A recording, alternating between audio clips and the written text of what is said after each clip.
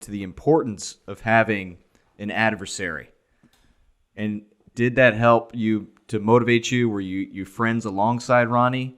Or was it this extra spark that really kept you going when the days got dark? Yeah, I mean, I always wonder, like, it's kind of interesting as you go through your history and you look, it's kind of intertwined with this battle with Ronnie Coleman. And I always think that, like, there's probably great bodybuilders, but they don't have that individual that's pushing them, so they're not necessarily remembered, and so how did that part play into it? Yeah, I mean, listen, he was my idol when I came into this. I mean, Ronnie Coleman called me when I won my first pro show, the 2000 Night of Champions, and he was the Mr. Olympia at the time. He had already won 2 titles by that point. And he was my idol, man. So he called me and, he congratulated me, not knowing that a year later, 2001, we'd be battling 1-2. I mean, I don't think he expected me to come up that quick. And, from then forward, we traveled together. We spent a lot of time, and I would watch his videos and I would look at his magazine articles, and, no one trained like him. No one was built like him. So you couldn't do it. You idolize those people, but without Ronnie Coleman, I wouldn't have been great. I mean, I never would have pushed myself. I wouldn't have had the drive to be better. I don't think, because when someone is chasing you or consistently, or just, is better than you, which at the time he was, that's what really kept me motivated. And, I owe a lot of credit to that rivalry, but we were friends. But I'll tell you, I went in the gym like I hated Ronnie Coleman, I would train like that every day, and I would truly believe that every Mr. Olympia that I battled him, I was going to win. And people thought I was crazy about that, but there's no way you can prepare fully and correctly if you're not like, I'm going to win this contest. I never thought about defeating or accepting second place or, 15th or 8th, which I finished prior. Like, I only wanted to be the best. And, I tried to create that environment around me and have people around me that believed in me, but didn't over accentuate the fact that how great I was. So I would fly people in and out to train with me. I would mimic a lot of things that Ronnie did in his videos or his workout routines in the books.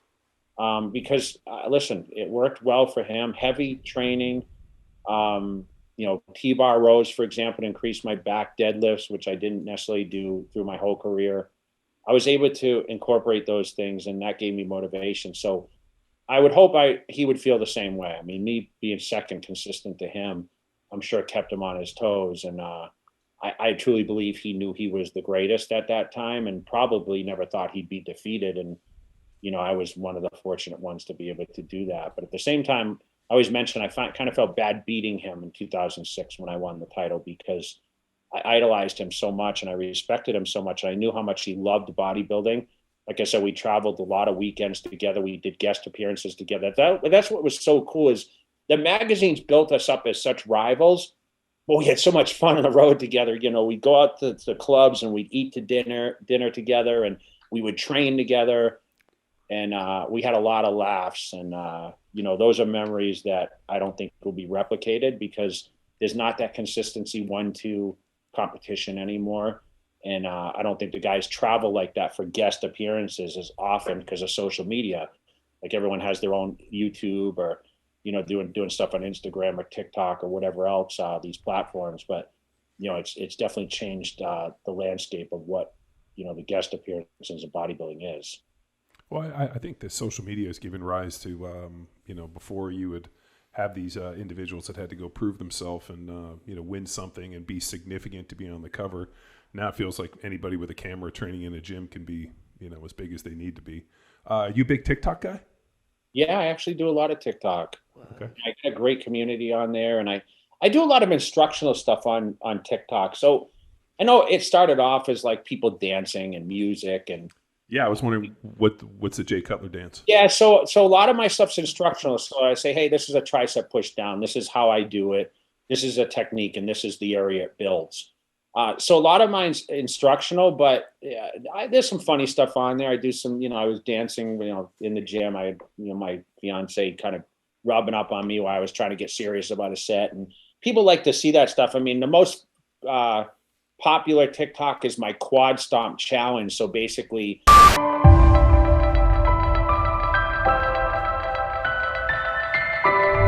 I'm known as 2009. I came out and I hit my leg and it had all these striations on it.